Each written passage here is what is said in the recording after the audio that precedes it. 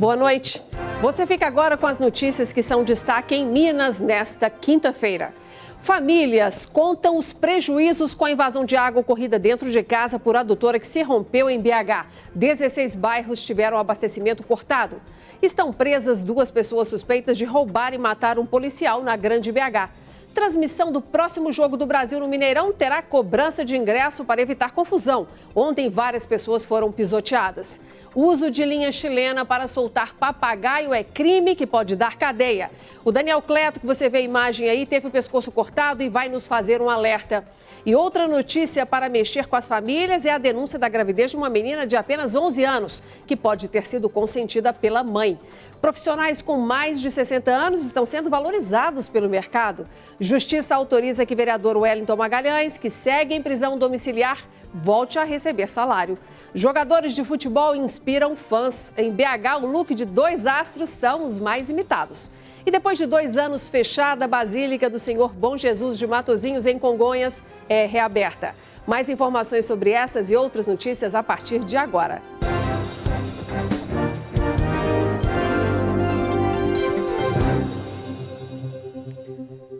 Pelo menos 16 bairros de Belo Horizonte ficaram sem abastecimento de água na manhã de hoje, depois que uma adutora da Copasa estourou. Isso aconteceu na região oeste da capital. O vazamento atingiu 6 imóveis, além de um muro que foi derrubado pela força da água. Muitas famílias perderam móveis e objetos e passaram por um susto danado.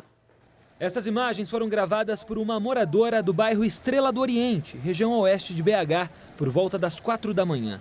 O rompimento de uma adutora fez com que uma grande quantidade de água e lama atingisse pelo menos 6 residências. Esta aqui é a casa mais atingida. Nesta marca, dá para termos uma ideia da altura que a água chegou. Todos os cômodos da casa foram atingidos e o prejuízo por aqui foi muito grande. Neste vídeo dá para ver a quantidade de água e barro que invadiu a casa durante a madrugada. O Vitor acordou com um barulho e alertou a família. O portão não estava abrindo, tiveram que... a força da água estava muito grande. Aí não estava dando para abrir, tiveram que empurrar o portão, chamaram o bombeiro, eles quebraram o portão lá, abriram para poder a água sair. E aí depois nós começamos só a tirar as coisas que deu para tirar, salvar os trem que deu para salvar. A Camila, que também mora na residência, ficou assustada com a situação. É difícil, porque imagina você tá dormindo e assusta, nossa.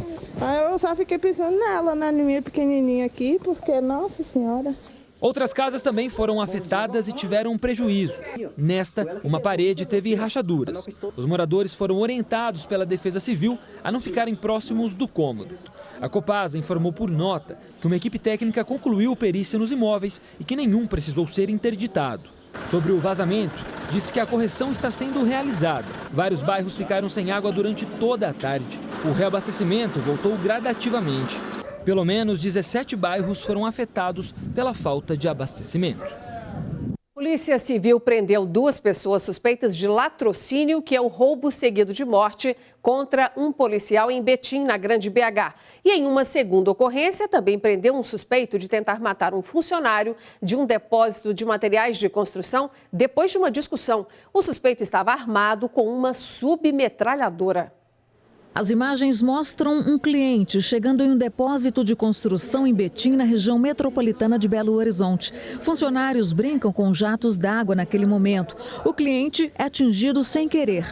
O atendente se desculpa, mas isso não bastou. 20 minutos depois, o cliente, agora suspeito, de 22 anos, volta encapuzado e armado e atira contra os funcionários. O alvo é o funcionário que o atingiu com um jato d'água. Ele usa esta submetralhadora de fabricação argentina calibre 9 milímetros, apreendida pela Polícia Civil.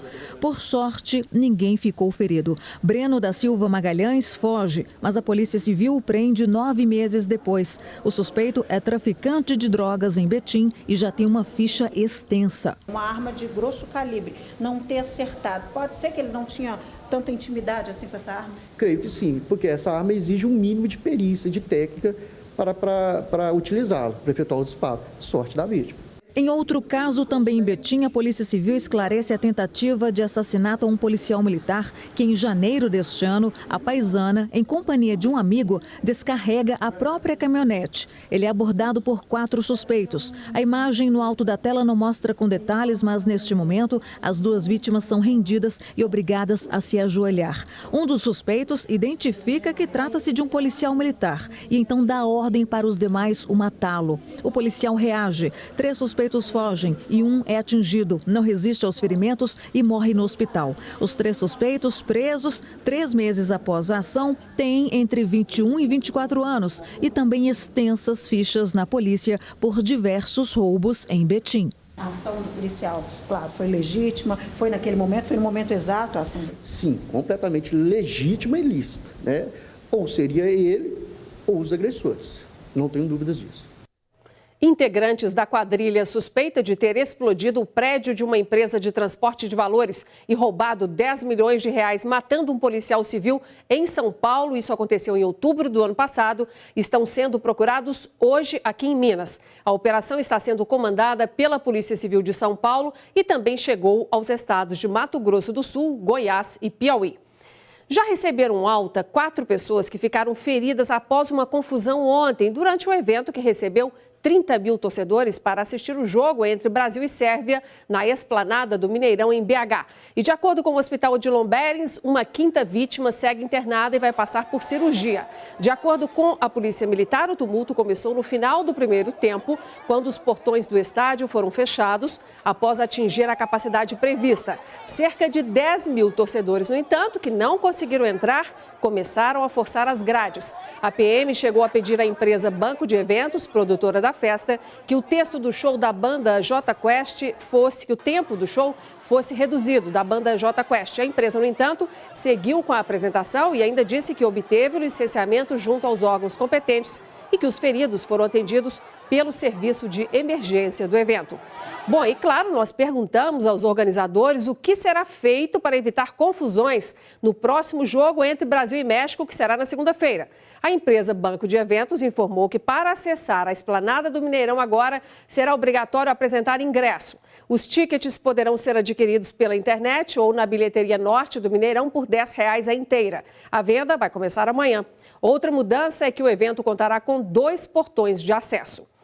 O mês de junho abre a temporada de pipas e papagaios que colorem o céu, mas que também causam acidentes e mortes. Tem sido cada vez mais frequentes os registros de pessoas atingidas por linhas de cerol e linhas chilenas. E elas podem matar.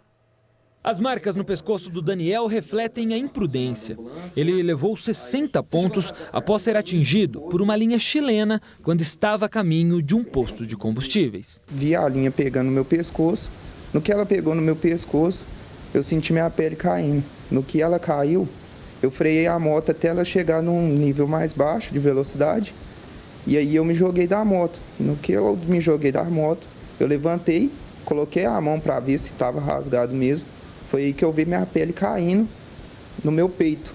No que ela caiu no meu peito, teve pessoas que estavam atrás de mim e falou para mim deitar no chão, porque senão eu ia morrer. Atrás da minha moto tinha um bombeiro que não estava em serviço. Aí ele falou que pra gente não esperar SAMU e nem polícia. Ele me colocou atrás do carro dele e me levou pro João 23. A primeira coisa que veio na minha mente foi que eu ia morrer, porque é raro as pessoas que ficam vivas com acidente de linha chilena. E tem crescido cada vez mais os registros do uso de linha chilena.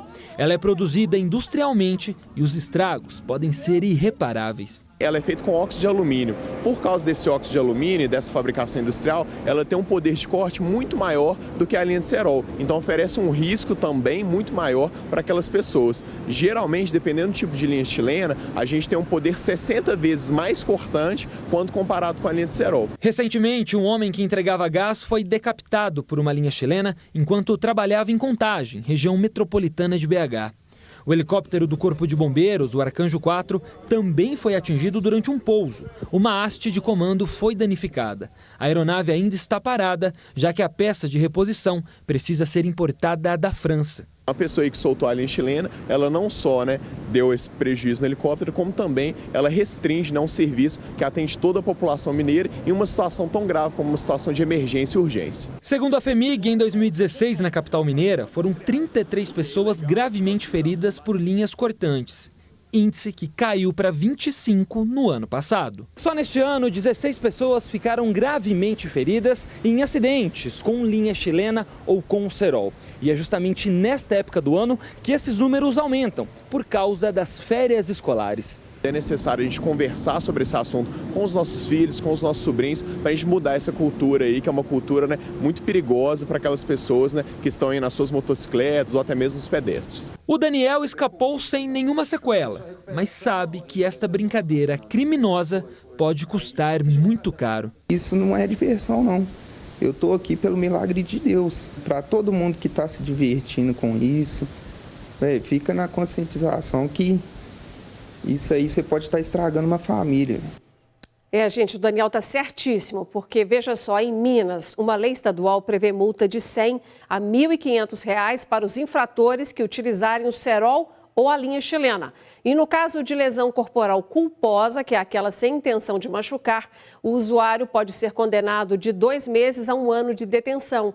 E caso seja um homicídio culposo, também sem intenção de machucar, a pena varia de 1 a 3 anos de prisão.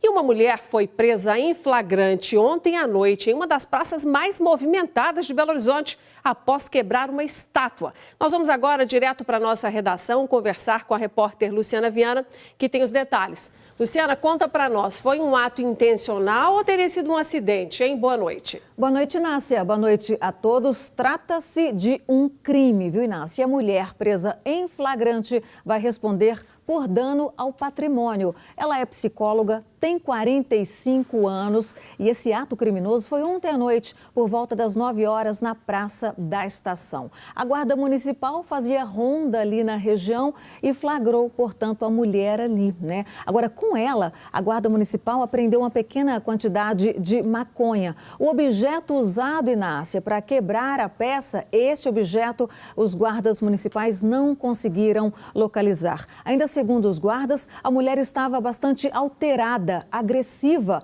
Foi preciso, inclusive, algemá-la. Ela que já foi levada para o presídio feminino José Abranches, em Ribeirão das Neves. Segundo a Prefeitura de Belo Horizonte, essa peça é uma réplica, tá? Feita de gesso. A original está no Museu de Artes e Ofícios, localizado ali na mesma praça, Praça da Estação. E o prejuízo a gente só vai saber quando for feito um orçamento para substituir a estátua ninfa, viu, Inácia? Tá certo, obrigada, Luciana. Que coisa, hein? Que história.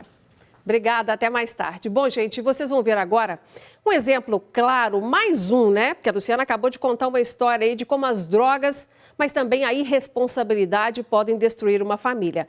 Uma menina de apenas 11 anos está grávida, 11 anos. A mãe dessa garota é dependente química e, segundo relatos de familiares, teria permitido que a filha namorasse um rapaz de 22 anos. Essa gravidez é fruto de um crime entendido pela lei como estupro de vulnerável.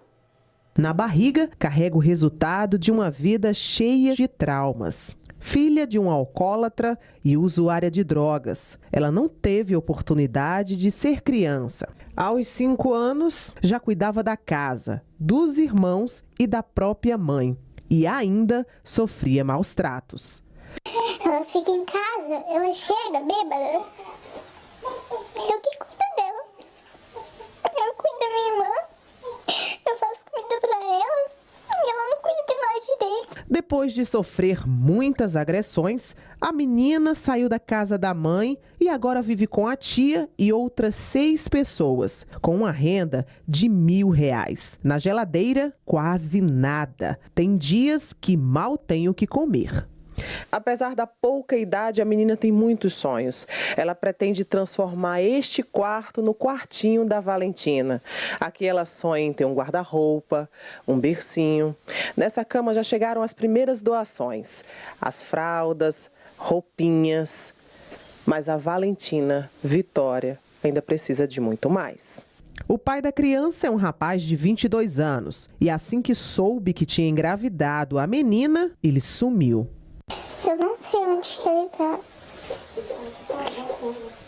Ele falou assim que ia casar comigo, queria morar comigo. É muito importante a gente reforçar que a nossa lei diz que relacionamento sexual com adolescentes abaixo de 14 anos é considerado estupro de vulnerável, mesmo sendo consensual. Sem entender que foi vítima de um crime, a menina mostra inocência quando fala do bebezinho que carrega.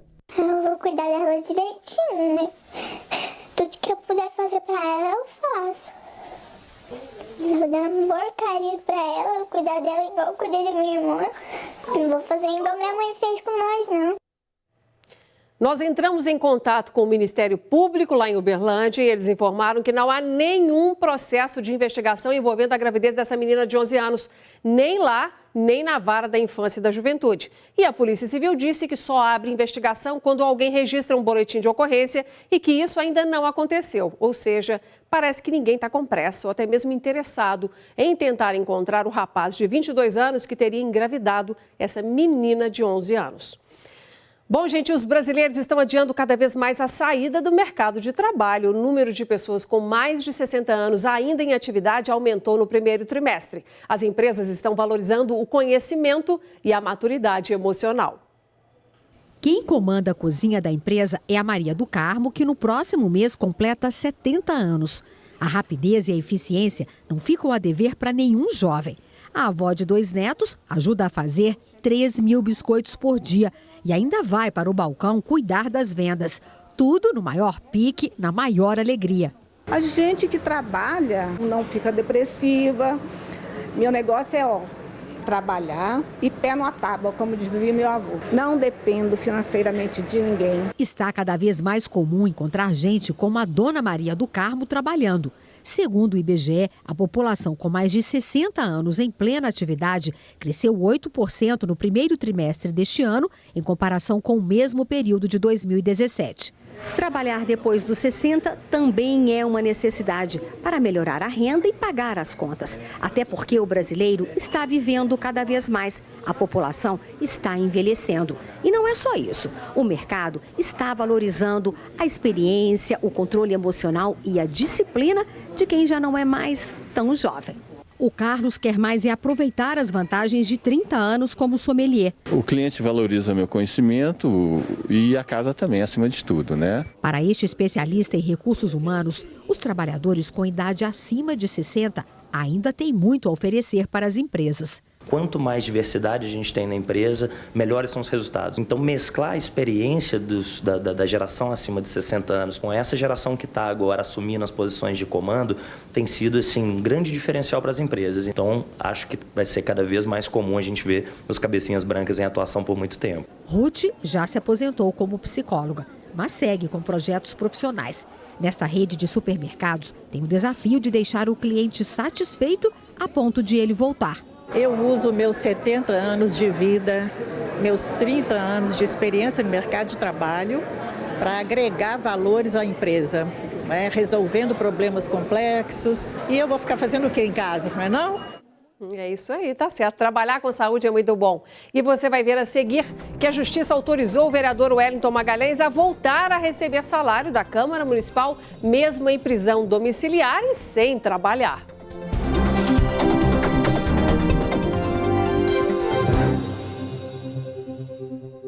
O vereador Wellington Magalhães, do PSDC, deve voltar a receber salário de cerca de R$17 mil na Câmara Municipal por decisão do Tribunal de Justiça de Minas, mas ele continua sem trabalhar. O pagamento havia sido suspenso logo depois que o vereador foi preso na penitenciária Nelson Hungria, suspeito de participar de esquema que teria desviado R$30 milhões de contratos de publicidade na Câmara. O TJ também limitou o bloqueio dos bens de Magalhães a cerca de R$1.600.000, que é o valor estimado do desvio. O Wellington Magalhães ficou preso pouco mais de 30 dias e foi transferido para prisão domiciliar com tornozeleira eletrônica e retenção de passaporte. O Wellington Magalhães ainda é alvo de processo na Câmara por quebra de decoro, o que poderá lhe custar o mandato. O carisma dos jogadores de futebol vai muito além dos gramados. Eles influenciam a aparência dos fãs mundo afora. Basta jogador famoso mudar o corte dos cabelos para as barbearias afiarem navalhas e tesouras e começarem a fazer igualzinho. Aqui em BH, além do corte de Neymar, o do melhor do mundo também está sendo copiado. Na parede da barbearia, fotos dos craques que já vieram dar um trato no visual. E se tem uma marca registrada no futebol moderno, são os cabelos ousados. Muitos passam pelas mãos do seu Elias. Na seleção, tem vários. Tem Paulinho, tem Thiago Silva, teve Neymar, teve Oscar, teve Bernardo. E se nos clubes eles já gostam de exibir os penteados, imagina na Copa. O craque Neymar que o diga. Mas o queridinho, o corte mais copiado, não é de um brasileiro. O cabelo do Cristiano Ronaldo sempre me chamou a atenção. Aqui na barbearia, acho que é a pedida maior. Não, eu quero igual do Cristiano Ronaldo. Olha, o corte do craque do Real Madrid e da seleção portuguesa realmente faz muito sucesso por aqui. Ó, o seu Elias está fazendo um agora. Nós vamos falar com o Idael. O Idael, fala uma coisa pra gente. Por que você quer aí o corte parecido com o do Cristiano Ronaldo? Uma homenagem ao craque português, né?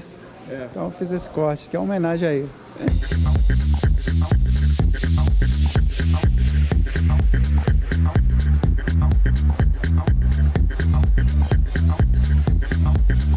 Cada 10 cortes aí, eu acho que uns 2 ou 3 pede esse estilo assim, mais comportado, né? Com risquinho, fica bem legal. Gostou do resultado? Achou que ficou parecido? Ficou bacana? Ficou bem parecido, ficou excelente. Seu Elias, agora é o seguinte...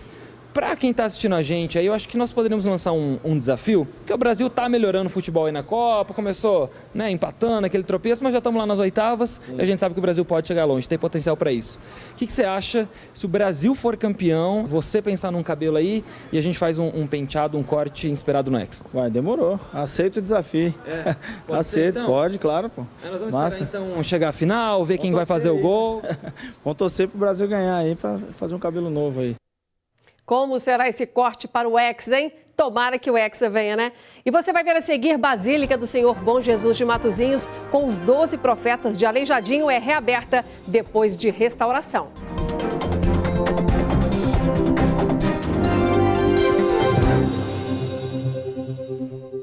Hora de programar seu fim de semana com as dicas de Luciana Viana.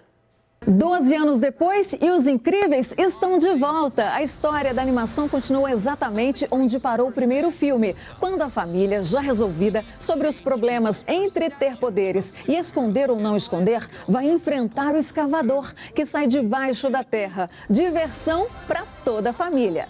Outro filme é Sexy por Acidente, uma comédia um tanto quanto inspiradora. A história de uma mulher comum com alguns quilinhos acima do peso e uma aparência também comum e que precisa lidar diariamente com a baixa autoestima e a insegurança. Só que um dia ela cai de uma bicicleta ergométrica, bate a cabeça e acorda se olhando diferente. Nada do lado de fora mudou, porém ela se vê como a mulher mais bonita e mais capaz do mundo. Aí vive uma vida completamente diferente e passa a buscar novos objetivos na vida, sempre mais confiante e sem medo de falhas. No teatro, Improvável, um espetáculo provavelmente bom, humor baseado em improvisações e a plateia tem fundamental importância para a criação das cenas. Tem festa junina com comidas típicas, shows, brincadeiras infantis, desafio do touro mecânico, tirolesa e ainda escalada. Diversão para toda a família na Academia de Bombeiros Militar, no bairro Funcionários. É o Arraiá do Fogo. Também tem festa italiana domingo na Savassi. A programação conta com shows, mais de 30 restaurantes de comida italiana, dança típica e muitas outras atrações. A trupe do Balão Mágico está de volta depois de 35 anos. Simoni, Mike e Toby em uma turnê especial no Palácio das Artes. Elza Soares, Cordel do Fogo Encantado, Alice Caymmi são algumas das atrações da 4ª edição do Mecanhotim, neste fim de semana, que conta também com palestras, workshops, performances, experiências gastronômicas, tudo isso no maior museu a céu aberto do mundo. Programe-se, divirta-se. A Basílica do Senhor Bom Jesus de Matozinhos, em Congonhas, na região central do estado, foi reaberta hoje, depois de ficar 2 anos fechada para obras. O templo foi construído há cerca de 3 séculos e se tornou o cartão postal da arte barroca nacional. Congonhas acordou em festa.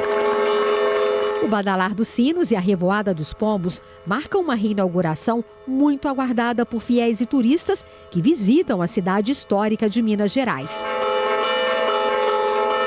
O Santuário do Senhor Bom Jesus de Matosinhos passou 2 anos fechado para restauração. A obra recuperou as cores originais e combateu o cupim que danificava várias peças sacras. Foi a maior reforma da história da Basílica, construída no século XVIII e considerada uma obra-prima do barroco brasileiro. A restauração custou mais de R$2 milhões. Na Capela Mor, a imagem de Bom Jesus de Matosinhos crucificado, completamente recuperada. O altar recebeu de volta os relicários feitos pelo mestre Aleijadinho. Os fiéis que vinham aqui no santuário nem prestavam atenção no teto, que estava coberto por camadas de tinta cinza. A restauração revelou uma obra de arte. Esta pintura enorme, um céu repleto de anjos. Mudou, iluminou, floriu e trouxe céu. Essa nave enorme tinha um céu encoberto, né? Um legado nosso do barroco, rococó especificamente, de altíssima qualidade. Foi um legado importantíssimo que foi devolvido à comunidade. Os visitantes agora podem apreciar detalhes que nem imaginavam existir. Nas laterais do altar, flores delicadas foram reveladas pela restauração. Agora está muito melhor, né? A pintura original, tudo, né? Ficou muito bonita. Precisa cuidar, precisa restaurar essa história. Não podemos deixar a história de lado. A Basílica, protegida pelos 12 profetas lapidados por Aleijadinho na Pedra Sabão, foi declarada Patrimônio da Humanidade pela Unesco em 1985. Outras obras sacras de Congonhas vão passar por restauração. No ano passado, foi concluída a reforma da Igreja Matriz de Nossa Senhora da Conceição, construção barroca do século XVII, que ficou impecável depois de 1 ano e 7 meses em obras. Aí, visitar a Basílica pode ser mais uma dica para o seu final de semana. E querendo rever o nosso conteúdo, acesse youtube.com/tvBandMinas. Ficamos por aqui, obrigada pela sua atenção e até amanhã.